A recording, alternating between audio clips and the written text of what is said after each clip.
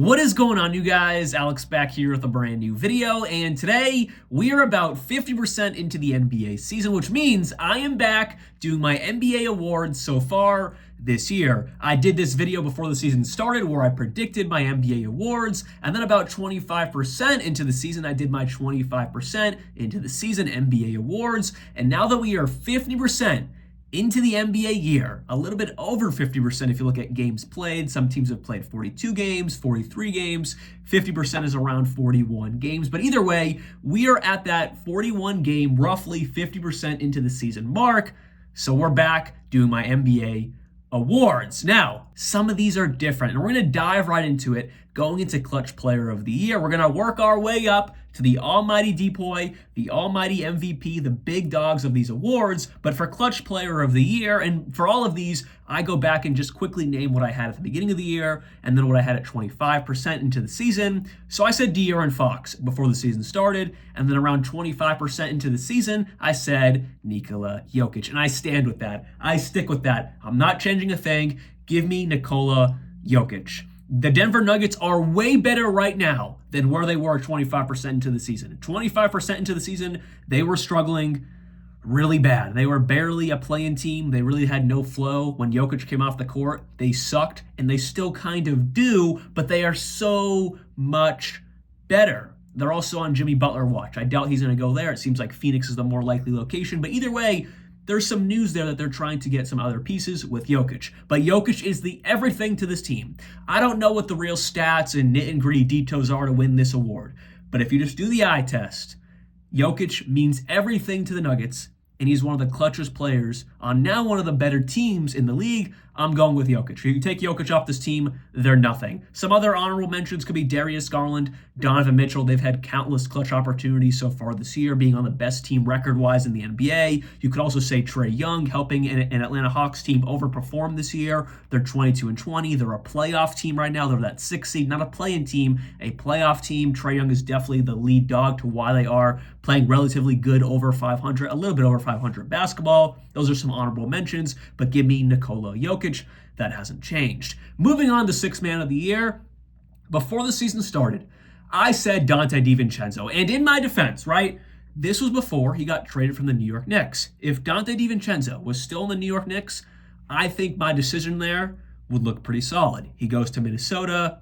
He's competing for Sixth Man of the Year minutes with Naz Reid. Not quite really, producing the same he would have been in New York. And then I said Peyton Pritchard, 25% into the year, which is still very well possible, but I have morphed that into someone going over him, that being DeAndre Hunter. DeAndre Hunter is having a crazy season off the bench, right? 20 points per game, roughly, 4 rebounds, not too many assists, but he's out there to be a bucket, shooting around 47% from the field, 42% from 3. He is having an amazing season. Super efficient, averaging the most points of his career, and he's only started 2 games, and he's played around 30 games. So he's missed some time this year, obviously due to injury, but he has to be in this conversation for Sixth Man of the Year. Now, if he doesn't play enough games, so on and so forth, Peyton Pritchard jumps into that slot for me. Peyton Pritchard has been amazing off the bench so far this year. He's cooled down a little bit compared to where he was to start off the season when I did these things 25% into the year, but he's still up there. He's my number 2 right now, and it's very possible DeAndre Hunter doesn't get those enough games to be eligible for this award. He's missed, 16 games? The Atlanta Hawks have played 42 games, right?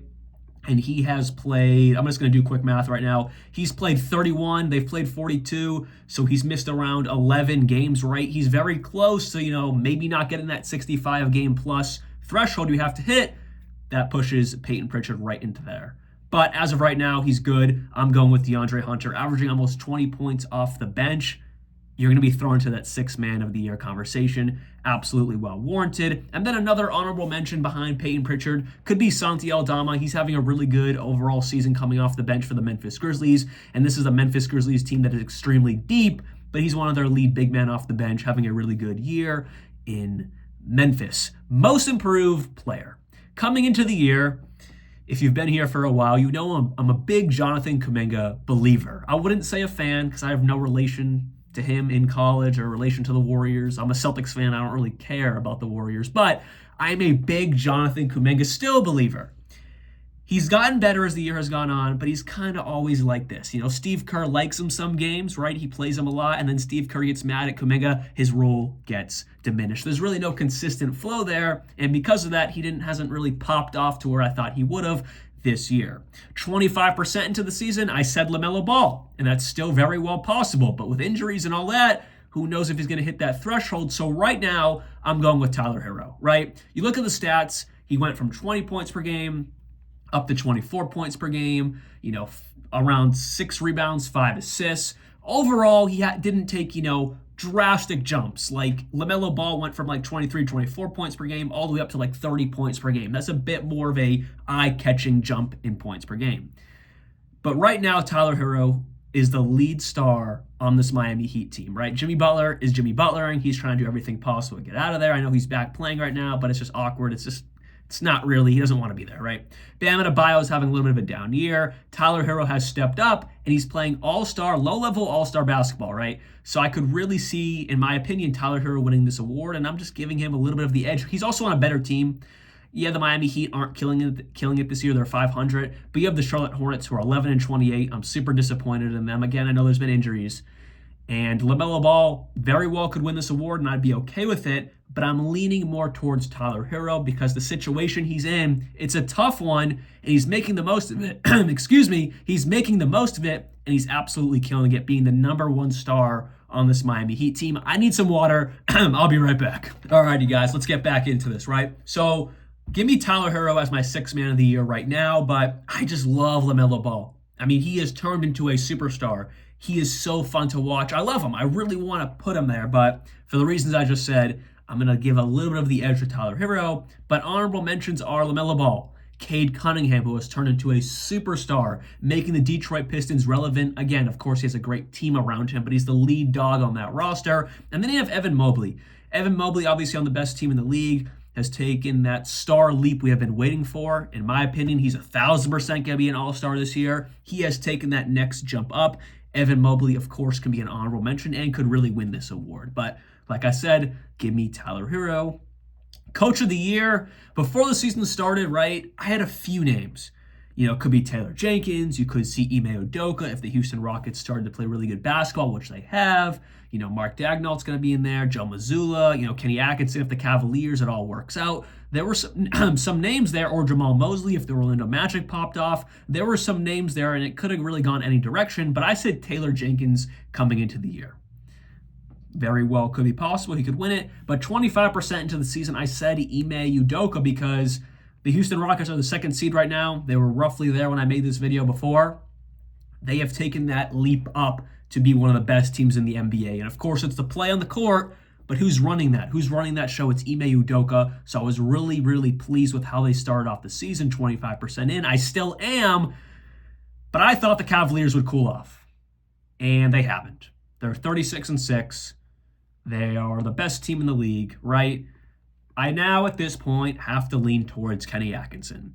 Kenny Atkinson has turned a team that last year, the year before that, they didn't know if the players could fit well together. There were rumors of Garland or Mitchell wanting out, or maybe trading Jarrett Allen and just keeping Evan Mobley. There were every single rumor you could think of, it was there in Cleveland because they just weren't working. You have so much talent and it wasn't working. What is going on? Kenny Atkinson and his coaching staff have came into Cleveland and they have fixed everything, right? They fixed it all.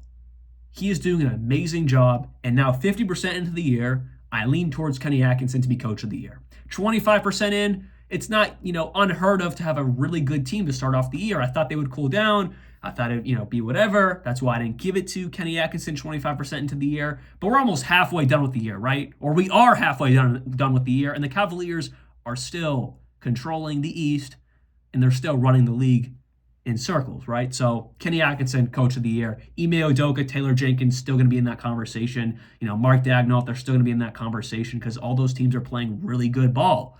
But Kenny Atkinson right now is my number 1 option for coach of the year. Moving on to rookie of the year, and I really wanted Jared McCain to win this award, but we know out for the rest of the year with his injury, had season-ending surgery. It sucks. But coming into the year, I said Zach Edey. I thought he'd plug right into Memphis's offense, be a great starting center for them, and he has. And then 25% into the year, I started leaning towards Jared McCain. Of course, he had an amazing start to his rookie year. He's going to be awesome for years to come. But again, injured, out for the year. He can't win it. So 50% into the season, where am I at? I mean, I really didn't make my final decision until I clicked record. But I'm going to go with Alex Sarr. He's just playing really good at that center position. Yes, his shooting efficiency is pretty poor for the big man position, but he's still giving you, 12 points a night. He's also giving you, 7 rebounds, a few assists. Again, his shooting splits aren't great. They're 40 and 31. I mean, for a big man, yes, he spaces the floor, so the 31% isn't terrible. Obviously, it's not good, but it's not terrible for a big man. But that 40% from the field, that just means he's taking too many outside shots, not enough getting to the rack. But he is in Washington, a poor team. I don't really expect them to really use him amazingly right now. But overall, he's had a really good rookie campaign. It started off pretty slow, but he's, turned into that rookie of the year now that Jared McCain is out of the picture. But some other guys that could be thrown to this conversation, Jalen Wells, absolutely. No expectations on his rookie season, has turned into a fabulous rotational piece in Memphis. Definitely well warranted to maybe win this award. Zach Edey, he has plugged into Memphis very well, but he's just not playing to the level overall of what Alex Sarr can do at his peak so far this year. That's why I lean towards Alex. And then Yves Missi. I was hating on Yves Missi coming into the season. Not so much for him, but more on the New Orleans Pelicans side, not having a true center.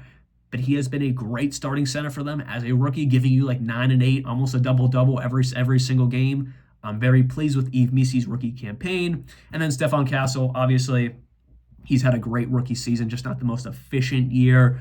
I just lean towards Alex Sarr, but really any of those guys, there's really no order there. Just because I'm saying Jalen Wells down to Stephon Castle, none of them are higher than each other. I mean, really any of them can win it. I'm just leaning towards Alex Sarr right now. But I'd say the top 5, those are the top 5 guys. It's a pretty close race either direction you go. I just lean towards Alex Sarr so far this year. Defensive Player of the Year. I said Victor Wembanyama. 25% into the year, I said Victor Wembanyama. And 50% into the season, what do you think I say, right? It's Victor Wembanyama. There's no one else it can be. Yes, there's other great defenders. Like I have Triple J as an honorable mention. Great defender, former DPOY himself. I have Evan Mobley having a great overall season offensively, also doing the same thing on the defensive side of the ball. But Victor Wembanyama is averaging 4 blocks a game. 4 blocks a game, around 11 rebounds a game. He is just everything and anything. 1 steal a game. He's just everything and anything you need on the defensive side of the ball. Victor Wembanyama, 4 rebounds a game. 4 blocks a game. 4 of them. 4 of them. Utterly insane. He's going to win this award with his eyes closed. The Spurs are also, having a pretty better season. They were a little bit better, looking back a month ago, they were a play-in team hunting for that playoff spot. Right now, they're the 12th seed out of the play-in, 19 and 22. They've hit a little bit of a rough patch, but I don't care. The Spurs could win 5 games. Wembanyama's defensive impact is second to none. We've never seen it before in the NBA. He deters guys from going to the hoop. He deters guys from driving anywhere close to the paint, right? He doesn't even have to block them. He could average probably 8 blocks a game, but he deters. His presence just deters so many people to be like, nah, I'm good. I'm not even going to attempt, right? He probably could have 8 blocks a game. Victor Wembanyama all the way, but like I said, Triple J and Evan Mobley, great defensive seasons. Lou Dort's having a great year as well, but it's Victor Wembanyama's award to win for the next 10 years, right? Let's just be real here. He's not going to win it 10 years in a row, but he's probably going to win half of them. Realistically, he's probably going to win 5 out of the next 10 years without a doubt. Moving on to the biggest award of them all, the MVP. Who is my MVP 50% into the season? Well, first, coming into the year, before the season even started, I predicted Luka Doncic, right? He was kind of not passed on the past few years. I think Embiid was well warranted. I think all of Jokic's have been well warranted, but Luka also played amazing basketball all of those years. I thought it was his time this year, but now he's ineligible for awards because, his injury, he's out too many games. And even so, I don't even think he'd even be my top 2 for MVP, top 3 for MVP this year if he was healthy. He was still averaging 27, 28, 8 and 8, but it wasn't that prototypical Luka takeover season. It was still great, but for him it was a little bit less than what we're used to seeing. Either way, it doesn't matter. He's not even in the equation anymore. 25% into the season, I said Giannis, which is still very well possible. He's in my top 3, just not my number 1 anymore. I mean, what's he averaging on the year, right? He's averaging 31, 12, and 6, 60% from the field. Monster. And also, he took this team out of a massive hole to start the year. Remember, they were like the 14th, 15th seed down there with the 76ers when they started the year as well. They started off the season atrocious, and Giannis carried them. Obviously, he has good teammates around him, but he carried them for the most part to the 4th seed, 24-17, where they sit right now. They've won 4 in a row, 7 out of their last 10.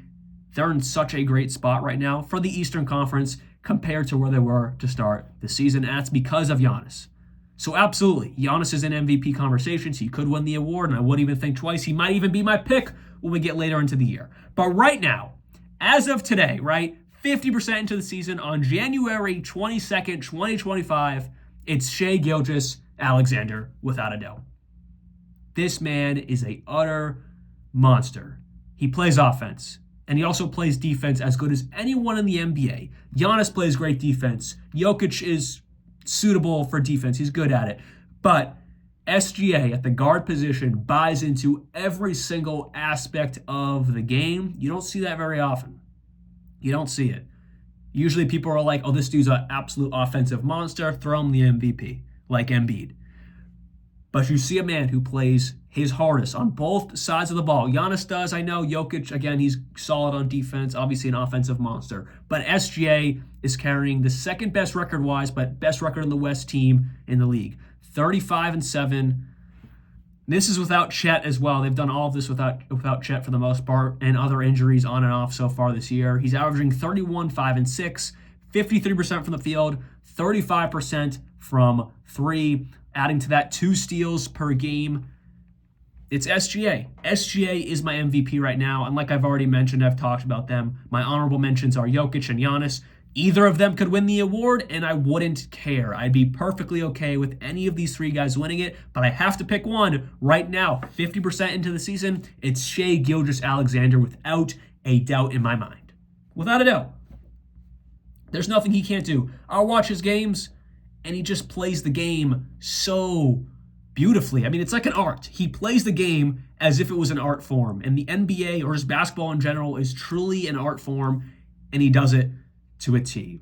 So SGA is my MVP pick, 50% into the season. And we'll just go down the board. So my MVP is SGA, my DPOY is Victor Wembanyama, my Rookie of the Year is Alex Sarr, my Coach of the Year is Kenny Atkinson, my MIP is Tyler Hero, my Sixth Man of the Year is DeAndre Hunter, and my Clutch Player of the Year, the most important award of them all, is Nikola Jokic. But anyways, hopefully you guys did enjoy today's video, and let me know down in the comments below, who is your award picks so far this NBA season? And also, what do you think about my picks as well? Do you hate them? Do you love them? Do you not really care? Whatever you got to say, let me know down in the comments below. I'll see you guys very soon. And like always, peace out.